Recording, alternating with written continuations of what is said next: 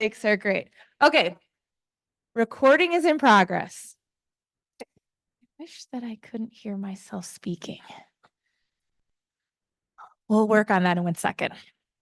Welcome.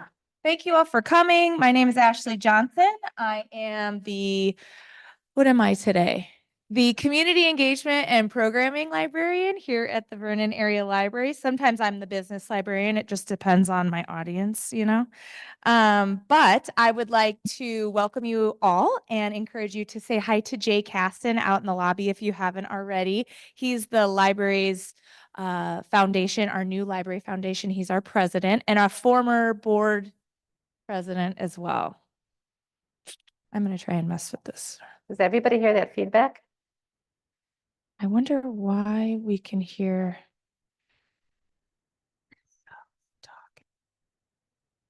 Okay. Hello. I'm doing something wrong. Anyways. In addition to Jay in the back of the room, there's also Seema in the back of the room. And you might know Seema. She is associated with Go Green Lincolnshire, who is the conduit to meeting Barbara. And even in August 6th, we're hosting a program together called We Are All Plastic People Now. And we're going to watch we're going to ask that you watch the documentary. But we have a panel of exciting folks talking about microplastics and things that I could only imagine are also interest to this audience as well. So maybe it's an assumption.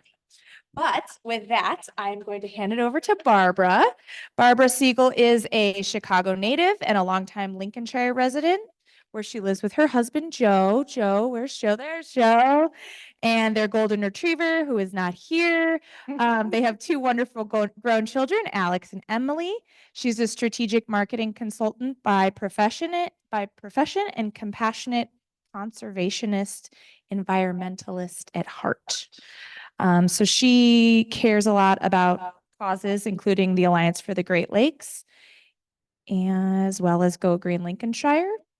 She is finishing up a master's in biology conservation at Miami University. And I was also reaching out about another, what was the organization? Cycling Without Age. Cycling Without Age. I found out about this thing and then Barbara emailed me back. I was like, what aren't you involved in? So that was unique. Let's welcome Barbara.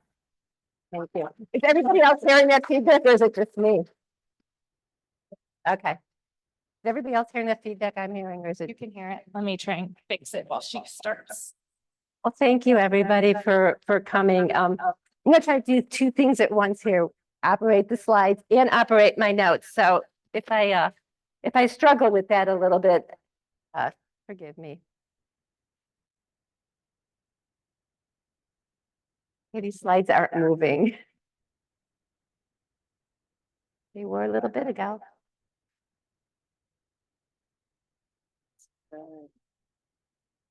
Okay, I thought I was the arrows. Nope. Oh, it works now. Okay. Okay, so welcome to today's presentation on the Great Lakes, a natural wonder that holds a special place in the hearts of millions. My journey into understanding and protecting this vital ecosystem has been both enlightening and transformative. What began as a curiosity 4 years ago prompted a desire to comprehend the environmental challenges that we face and led me to pursue a deeper understanding through academic pursuits and hands-on involvement with organizations like the Alliance for the Great Lakes. I'm an advocate driven by a sense of responsibility to our planet. The Great Lakes, with their majestic beauty and profound ecological significance, are more than just bodies of water. They are lifelines, sources of inspiration, and critical habitats for countless species. My aim today is really not to overwhelm you with the dire statistics or bleak projections, but really to impart the knowledge that it will empower you to take some informed action. We'll explore the challenges facing the Great Lakes and delve into practical steps you can take to ensure their preservation for future generations. Thank you for joining me, and thank you for your shared commitment to safeguarding one of Earth's greatest treasures, our Great Lakes. I'm going to go through my presentation, and then we have 2 other people here. We have Seema, who you introduced a few minutes ago from Go Green, who is going to talk to you a little bit about what Go Green Lincolnshire Vernon Hills is about. And we have Shora Mehta, which is who is from Green Pulse Education. In fact, I believe he started Green Pulse Education. Is that correct? Yeah, with some of his teammates there. They're all Stevenson School high school students. This is not a group through Stevenson. It's a group they started on their own, and they're going to tell you a little bit about what they do. And I think that is just so encouraging to see a group of high school students here who are starting their own environmental group.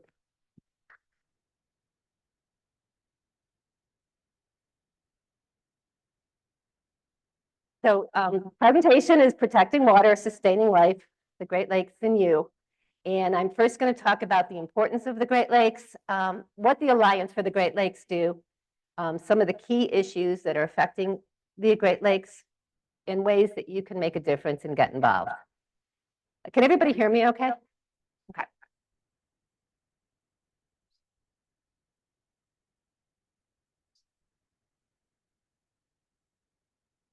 Yeah, it goes. Well, we will deal with the echo. Okay, so the Great Lakes are the largest surface freshwater system in the world. 97% of the world's water is salt water. Of the remaining 3%, 2% are frozen glaciers right now, unfortunately. Probably a little less than 2% pretty much every day. They get a little bit smaller. But the 1% of fresh water that remains, 18% of it is here in our Great Lakes. And we are just so lucky to have that here. If you took all the water in the Great Lakes, it wouldn't cover the entire United States in 9.5 feet of water. They contain 90% of North America's surface freshwater and 20% of the planet's surface freshwater. This water needs to be protected. 40 million people, 1 out of 10 in the United States and 1 out of 4 in Canada, consider this their drinking water. In fact, probably almost everybody in this room, unless you're on a well, is drinking Lake Michigan water. It's important to protect this resource and ensure that all communities have access to safe, clean drinking water. And not only is it drinking water, 3,500 species are called the Great Lakes area home. Some of them only are here, and some of them are endangered. It is important that we protect this precious resource, not only for our communities, but also for the plants and wildlife that are in this region. Anybody know what that little bird is? Yeah, piping plovers. Okay, we'll talk a little bit about that at the end, but piping plovers have kind of captured the imagination of Chicago in the last 2 years.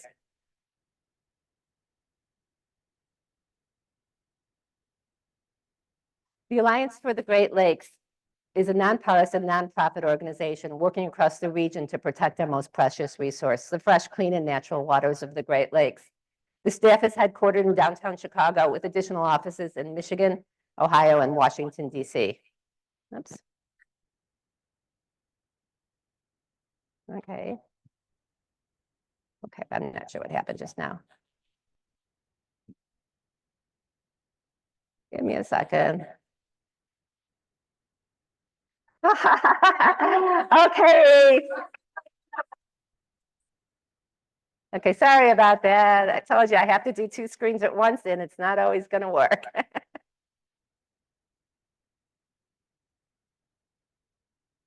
Okay, there we go. The mission of the Alliance of the Great Lakes is to protect, conserve, and restore the Great Lakes, ensuring healthy water in the lakes and in our communities for all generations of people and wildlife. We advance our mission as advocates for policies that support the lakes and communities by building the research, analysis, and partnerships that motivate action, and by educating a united people as a voice for the Great Lakes. The Alliance for the Great Lakes connects and empowers people to advocate, give back, and take action to protect the lakes. And they do this with 3 connected approaches: the advocacy and leadership, education and action, and research and analysis. You can go to the Alliance's website and you can read about each of these types of works. In fact, I suggest you do go to the Alliance website, as it has a lot of great information on all the key issues facing the lakes.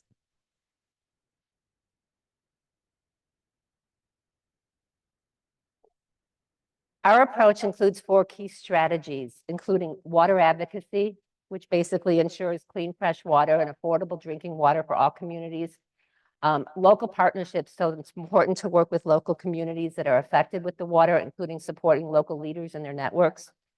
Engagement and growing a credible and lasting voice for the Great Lakes by motivating tens of thousands of people each year to take action to protect the lakes, and operations and fundraising. And when I talk about communities, not every community is affected the same by the Great Lakes. Unfortunately, there's a lot of environmental injustices that are going on. If you just go up the road, for example, in Waukegan, the shoreline is full of environmental hazards, including a coal power plant, nearby coal ash ponds, where the water from the coal ash ponds leaches into the lake and into the drinking water, 4 toxic waste sites, and other sources of industrial pollution.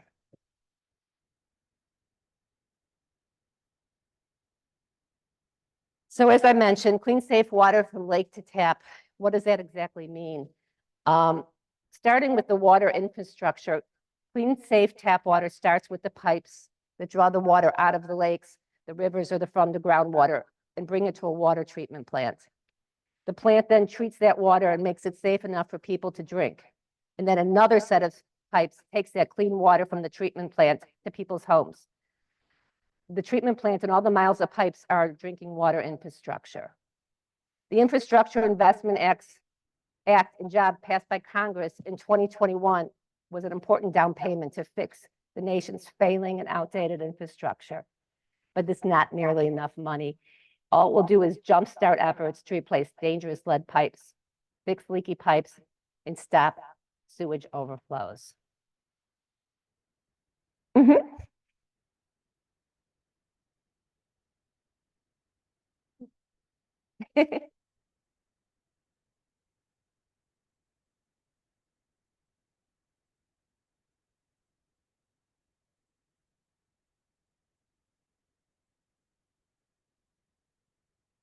I think so.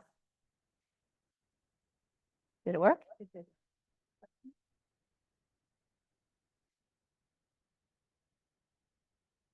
Infrastructure.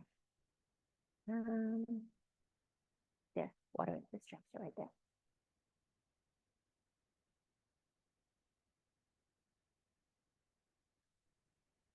It is estimated that the Great Lakes region is going to need $225 billion over the next 20 years to fix our water infrastructure needs. A lot more money than has been allocated.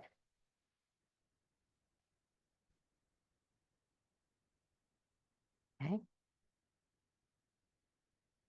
So agriculture is one of the largest unaddressed sources of non-point pollution in the Great Lakes. What happens is runoff from agricultural lands puts the Great Lakes at risk because it pollutes our drinking water, threatens the wildlife, and harms the regional economy. Every 5 years, Congress passes a farm bill, a major package of legislation that sets the agenda and funding for national farm and food policy. Congress passed a 1-year extension in 2023. So in 2024, Congress can pass a farm bill that ensures farms produce clean water, not pollution, along with their crops. One of the things that happens is there's something called concentrated animal feeding operations, and that happens on large farms when a bunch of animals all feed from the same area. These massive CFOs, which is what they are called, aren't required to treat their animal waste before spraying it on their crops. And a lot of that water isn't absorbed by the plants and instead goes into the ground, flows into Lake Michigan's waters or into any of the Great Lake waters. Nutrients in that liquefied manure are driving ongoing outbreaks of harmful algae blooms and E. coli pollution. I know that's pretty disgusting.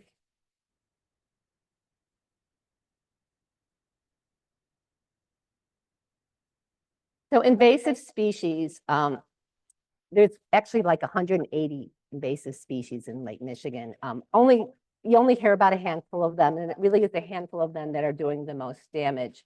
And once you get these invasive species in, it's almost impossible to get them out. So the best thing that we can do is really prevent them from happening in the first place.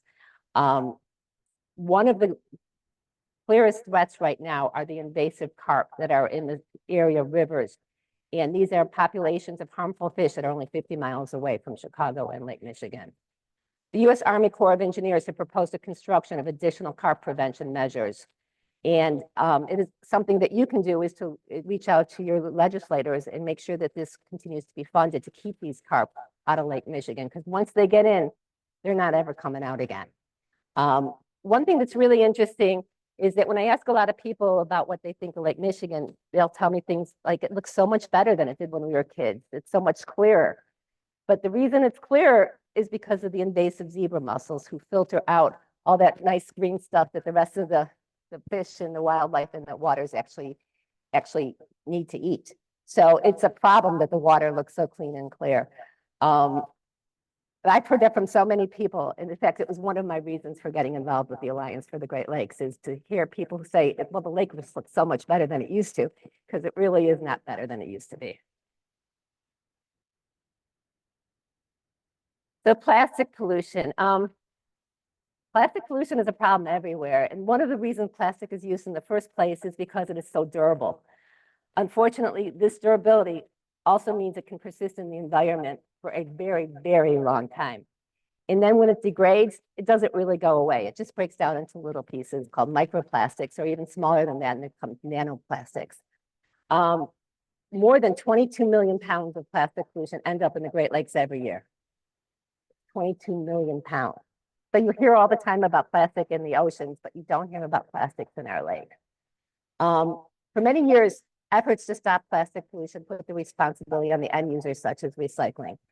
Unfortunately, very little plastic is actually recycled, less than 10%. So there's a lot of legislation that is trying to put responsibility on the people who make the plastic instead. That's another way you can help. There's a lot of bills out there that are in the Illinois legislature and the national level. In fact, our local congressman is one of the co-sponsors of it to try to put the onus of some of this plastic cleanup and plastic responsibilities on the plastic producers. The Alliance for the Great Lakes urges Congress to pass legislation that actually makes plastic waste producers responsible for its reduction. So, I didn't mention it. One of the problems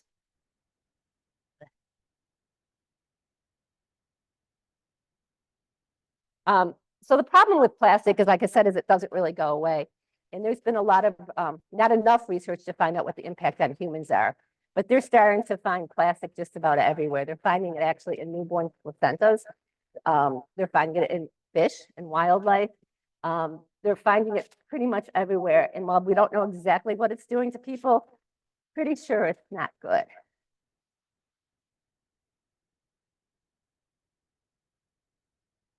So the Great Lake Restoration Initiative is one of the most important tools in the region's toolbox to protect and restore the lake. It provides funding for on-ground restoration projects, from wetland restoration to cleaning up toxic hotspots. I think I had mentioned a little bit before that up in Waukegan was actually considered a Superfund site as a toxic hotspot. If it's in Waukegan's lake, I can almost guarantee you that it's in, if you drive from here, it's in our lake waters as well. However, the strategy guiding this initiative was developed almost 20 years ago and needs an update. And it needs to be updated to include new issues that have happened, including climate change issues. The Alliance for the Great Lakes urges federal agencies to revise this plan and address the next generation of threats to the lake. So back to plastic a little bit. One thing the Alliance for the Great Lakes does is beach cleanups. And I encourage everybody here to sign up for one.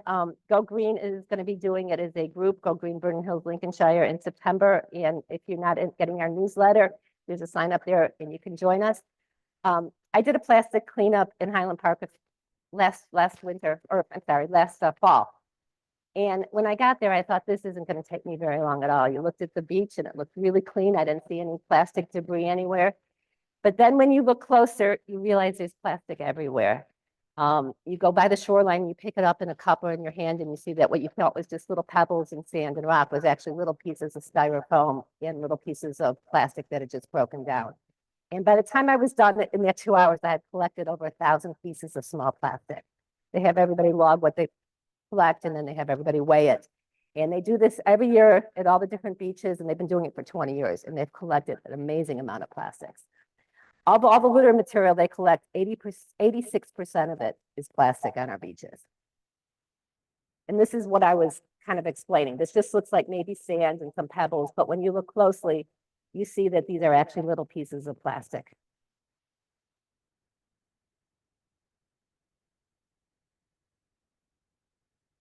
So just wanted to get, it's a little thought here. Who thinks they can tell me which is the part, which is the item up here that takes the longest to degrade? Anybody have any thoughts? Yeah. Yeah, and any idea how long that might be?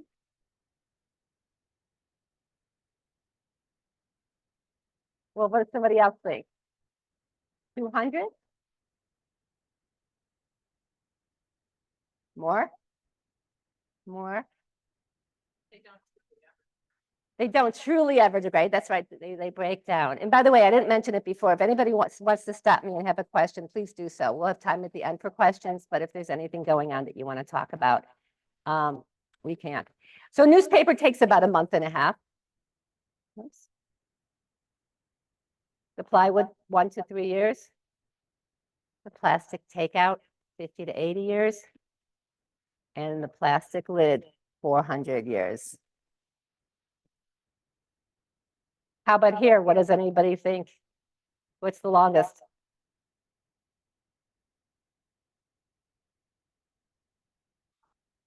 Bottles? How long do you think? Over 100 years? 450 years. And by the way, I have props over there that'll remind you when you walk out.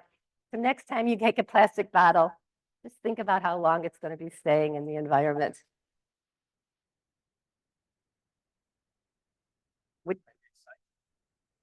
Less than 10% gets recycled.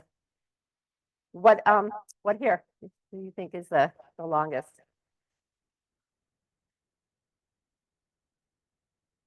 And they're all pretty bad. 50 years for one styrofoam cup. 450 years for diapers.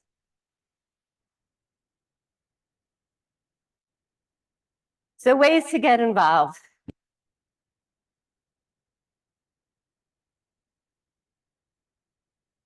Okay, let's catch up on my.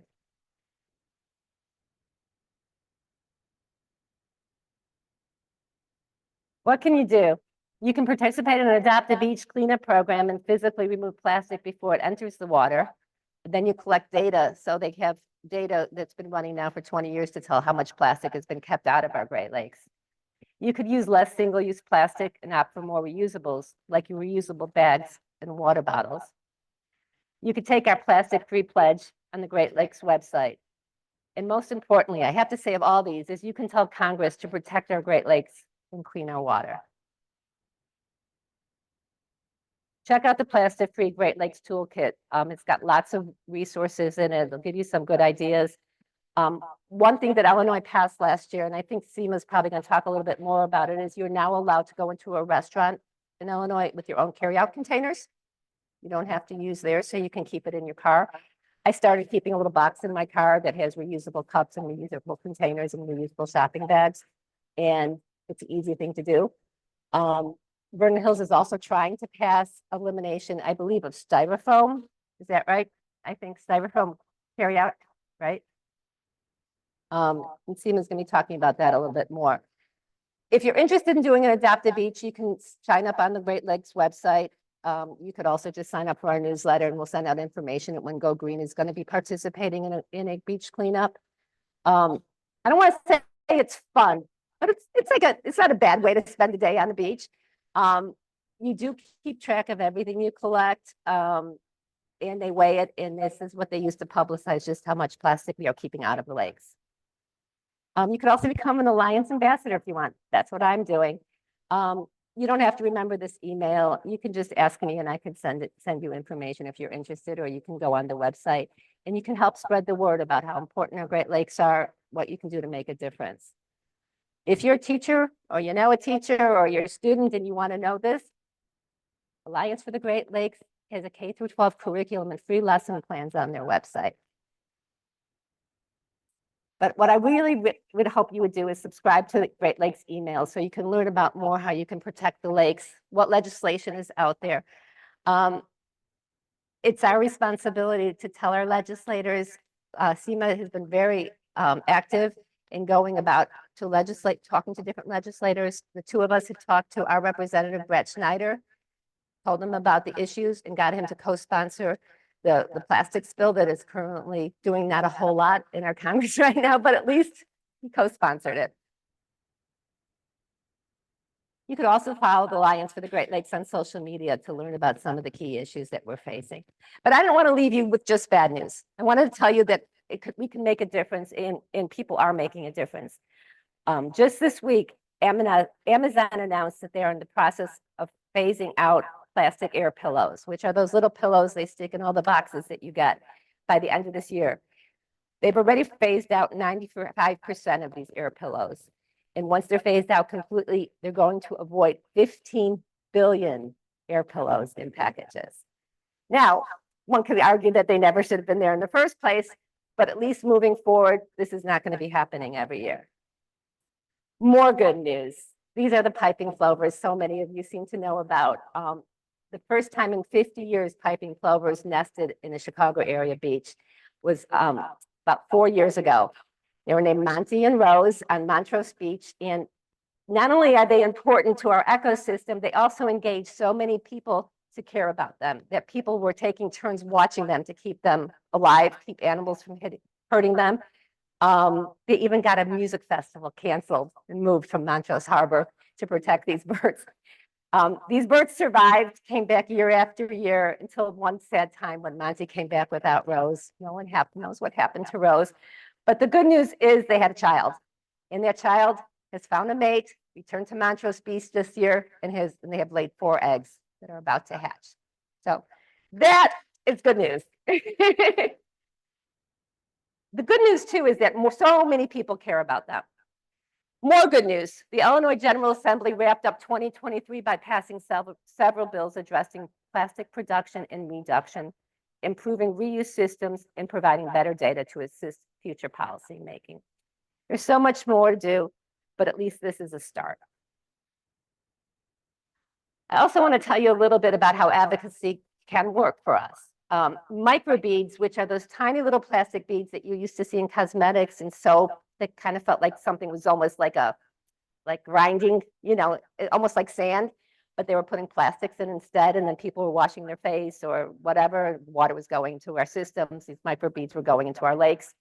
People got upset about it, spoke out, and manufacturers and elected officials listened. Illinois was the first state to take action, and in 2014, a bill was passed that phased out the manufacture and sale of microbeads. Ultimately, U.S. Congress passed a federal legislation in 2015, and a national ban went into effect in 2018. It never should have happened again in the first place, but it did. But people spoke up, and it made a difference. There's a lot of things you can do to learn more. The Alliance for the Great Lakes website is a great place to start. So is Go Green Vernon Hills, Lincolnshire, and we have a newsletter that there's a sign up for over there. Everyone can reduce single-use plastics at home, compost at home. If you don't want to compost at home, Vernon Hills, Lincolnshire, and many other suburbs have garbage pickup that will pick up your compost. All you have to do is call your waste provider. And you can write and tell legislators in Illinois to keep plastic out of our Great Lakes. There's a petition on the Alliance website that will go directly to the legislators. And with that, I told you that I would introduce Shurya. Oh, wait, I'm sorry, Seema. You're first. Your slides are over here first. Thanks, Barb. That was We'll have time at the end for questions as well. a wonderful presentation. Thanks, Barb. So as Barb said, my name is Seema Keshav. I am the founder of Go Green in Vernon Hills in Lincolnshire. This is a community-based grassroots environmental group that we started in 2019. It's made up of volunteers like Barb. Merlan is here as well.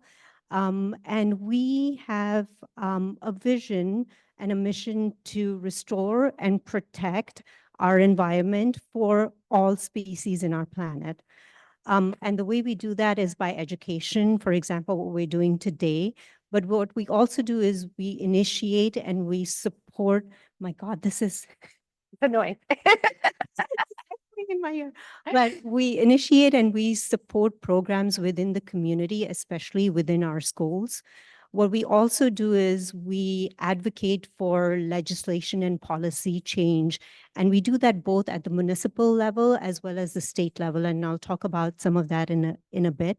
And one of the last things is we learn and we share. So we are members of local as well as national organizations that we collaborate with, and we learn from each other and try to bring environmental solutions within our own community. So right since our inception in 2019, we made a concerted effort to put all our work behind two issues. And that is the issue of food waste and single-use plastics. And the reason that we did that was we recognized, based on all the research and the studies that were coming out, that this is not just a waste issue. They are linked to the climate crisis, to greenhouse gas emissions. So just for example, with food waste, if you look at food waste as a country, it is the third largest emitter of greenhouse gases. So we understood with a lot of the information coming out that we need to shift the narrative on this issue and not think about it as only as a waste. And when you think about plastics, Barb talked a lot about single-use plastics, the issue that it doesn't get recycled. But what we're learning, especially in the past 5 to 7 years, that we're finding microplastics in almost every organ in our body, in the lungs, the brain, recently in the testicles, and the researchers and the scientists themselves have been alarmed at the microplastics that have been found, especially in the lung. They found it deep in the lung, where they say that most particles really cannot get there. So while we don't know yet what those plastics are doing in our bodies, what we do know is that there are about 16,000 chemicals that are used to make plastics.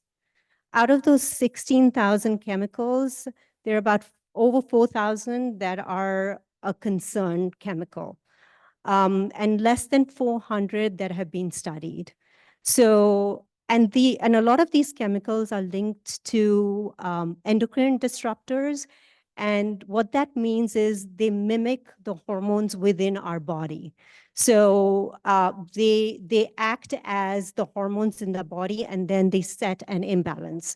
So anyways, with all of this information coming out, our focus is really to bring solutions to these issues of food waste and single-use plastics. So some of the work that we've done that we're very happy about is we have worked with the Lincolnshire School District, and we partnered with SWOCO and a consulting company called 7 Generations Ahead. And we brought a composting and recycling program to the school district. So now all of the food waste and any plastics that can be recycled are diverted away from the landfill, and they're sent away to be commercially composted and recycled. What we're also doing is we're working with the students for them to understand that recycling and composting is not, when we look at the hierarchy, it's probably number 3 or number 4. What we first need to do is reduce the waste to begin with, right? There was a study that came out that looked at the 100 solutions to the global warming problem, and they said reducing food waste is number 3. And composting is, I think, 50 or something. So it's very important for us to understand that we shouldn't be creating that waste to begin with. I think one of the other things that Barb and I are very excited about is this year with the middle school students, the Green Team came up with this idea of a competition between grades, and they wanted to determine which grade produces the least amount of waste. And for us, that was very exciting because they started talking about reducing overall waste. So what goes in landfill, what goes in recycling, and what goes in composting. Um, yeah, and we found that the grade that did the best job was the eighth graders compared to the lower grades. So the other thing that we do is Go Green Vernon Hills and Lincolnshire is a member of the Coalition for Plastic Reduction. This is a statewide coalition of 40 plus members. So for example, Alliance for the Great Lakes is one of our members. We have Friends of the Chicago River, Shed Aquarium. We have a lot of Go Green groups like ours as well. And then we have businesses that are working on innovative solutions to try to make products and packaging that is free of plastics. So in April this year, a lot of us that were part of the coalition went down to Springfield to ask and speak with legislators to support policies that ban the problematic single-use plastics. So when we say problematic, we're talking about plastic bags, about styrofoam, because these are very difficult to recycle, in most cases not recycled. And these are the low-hanging fruit that we can get rid of.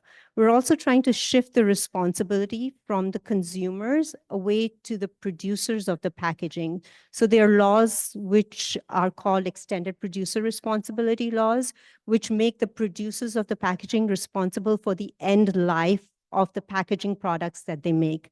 And one particular bill that we are very excited about is called a deposit return law. I think a lot of us must remember that in the day we would get our, Coke in glass bottles and you could take it back and get your deposit back. There are only 10 states in the US that have deposit return laws, but there are 50 plus jurisdictions worldwide that have deposit return laws. There is no reason for us in the United States to have only 10 states that have this system that takes beverage containers out of landfills, out of our environment, and put back into recycling and other use. So we're pushing for these bills. And what Barb had said is so important. Advocacy, talking to your legislators is really important. And we highly recommend using the action alerts and sending emails to your legislators. But what I would prefer and what I've seen work is when you call them, when you walk into their office, and when you talk to them, and you don't need to know all the details, you just need to let them know, this is something I'm worried about. I'm worried about plastics in my child, in my body, and the future of our children. The last thing I'll say about taking action, we spoke about some of these things about signing the petitions. We have a petition right now at the local municipal level, and we're asking for the village of Vernon Hills to put a fee on single-use bags. And the reason for that is we want people to start bringing reusables when they go to their grocery stores or any place that they go. So we have a petition. We have about 100 people that have signed up. We hope that you sign the petition as well. It's out here. And then please sign up for our newsletter. We have always information about what we can do to live sustainably, but also about local events that are going on, as well as others that we're partnering with. And then Ashley spoke to you about the event in August, on August 6th. So this one we're, again, very excited about because we have a great panel. We have Representative Dan Dedich, who's one of the panelists. We have a local businesswoman that makes cleaning products that are free of plastic packaging. And we have Shurya, our Stevenson High School student, and they all are going to talk to us about the solutions to the plastic problem. So we hope you join us for that, and as well as for the beach cleanup. But thank you for hearing. Yeah. So go ahead. Sure. Yes. . . 。 . 。 . 。 . 。 . 。 . 。 . 。 . 。 . 。 . . 。 . 。 . . . 。 . . . 。 。 . . . . . . . 。 . 。 . 。 。 . . 。 。 . . 。 . 。 . 。 . . Yes.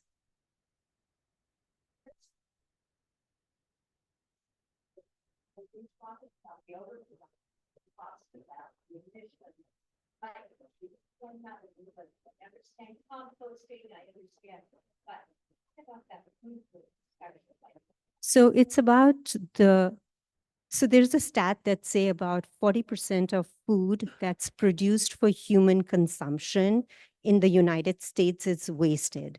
So that's food that is edible, that any one of us can eat. It's not spoiled. And that waste happens at different places. So it happens at the farm. So there's produce that is not shipped out because it doesn't look good. It's not a perfect round apple. It's not shiny enough. It's not the right size of carrot.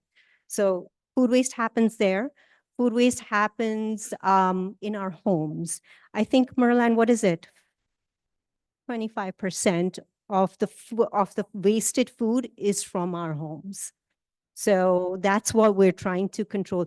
And the reason why it contributes to that much amount of greenhouse gas emissions is because at every stage there is energy used, production, travel, refrigeration, and finally disposal as well. I'm going to hand it off to Shuri and then we'll take more questions. Thank you.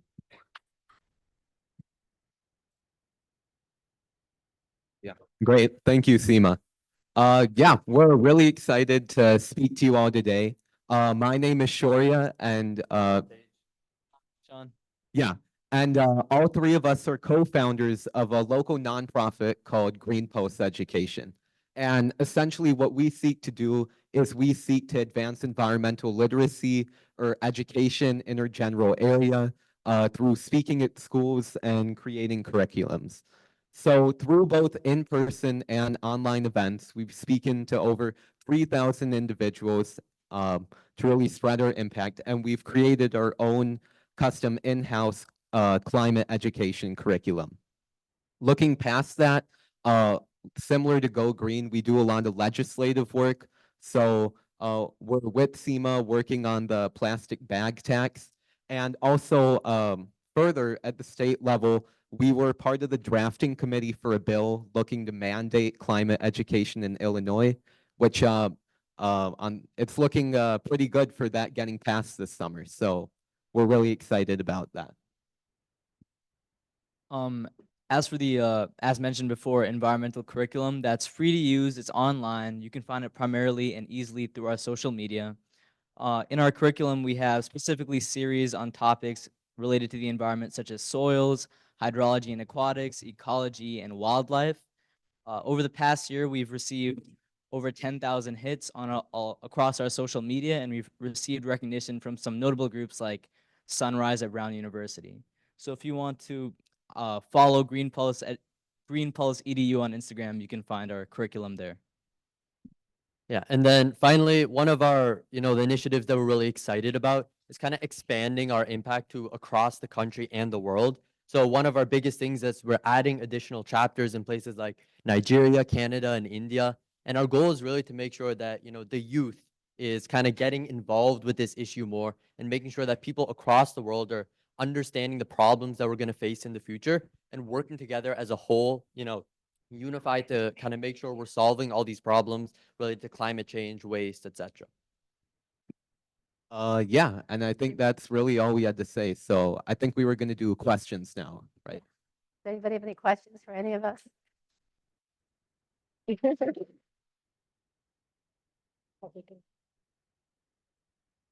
Yes, Julia.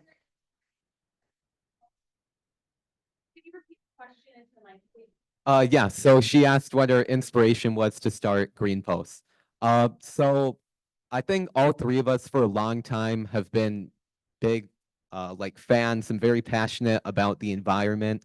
And last year we saw the Canadian wildfires, and it was like at that moment where we realized that although we're all looking to go into careers in the environment, we couldn't wait until after we graduated or even got to college to make an impact. We had to start now in this moment. And yeah, that's what sparked Green Post.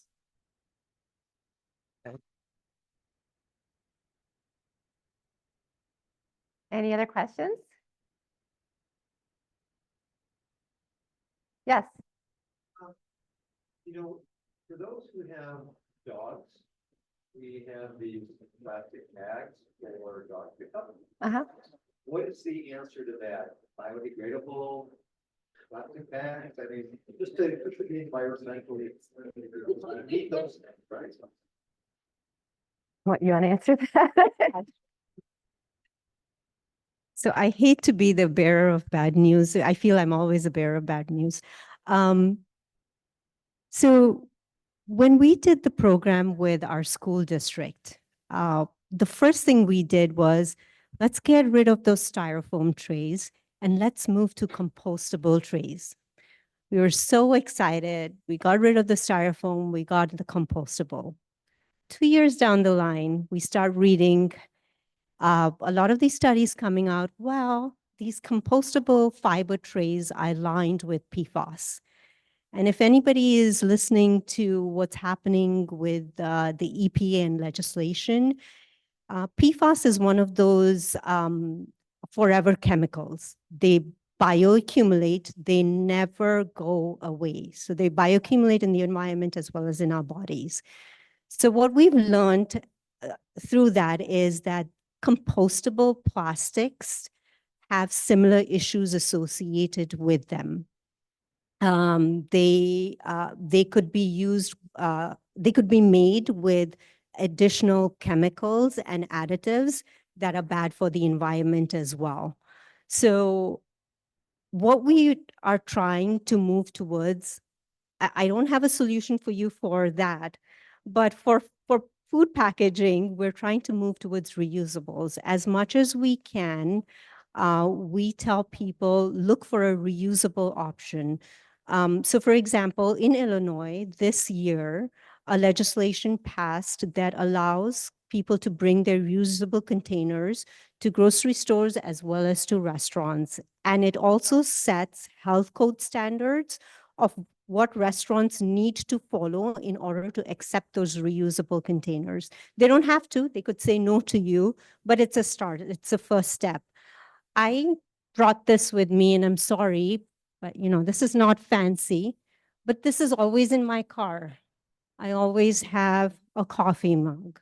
I always have this if I use it at the grocery store. I use it when I go out to eat and, I have leftovers. It's always in there. I have a reusable cutlery, which I won't be able to find. These are produce bags that are made out of cotton. They're not made out of polyester because polyester is plastic and releases microplastics in. So we try to move to reusables. I haven't answered your question, I know. Merlin, do you have? I can add a little something on compostables also aren't the answer because in a huge part of the country, depending on where these compostables are taken, they may not accept the plastic bags and those types of compostables.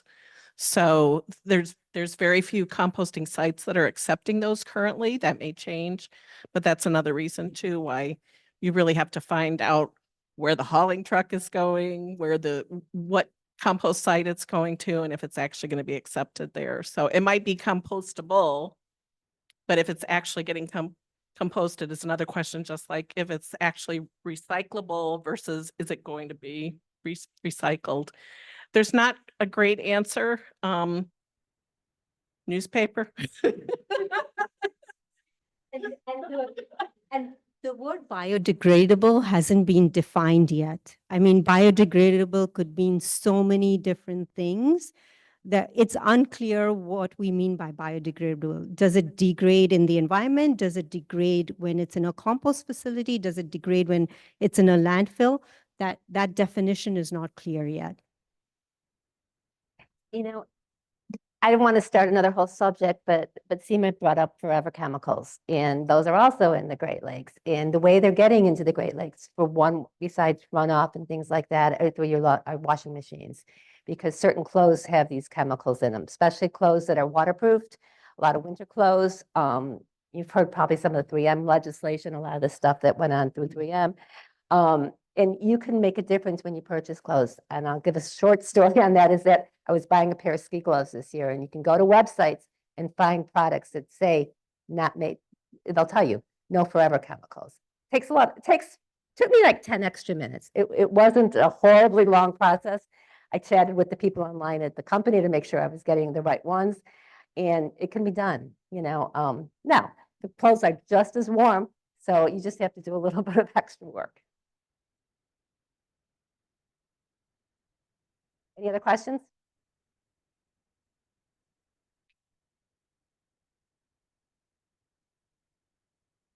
No?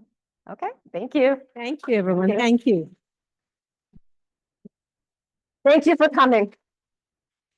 Thank you, guys.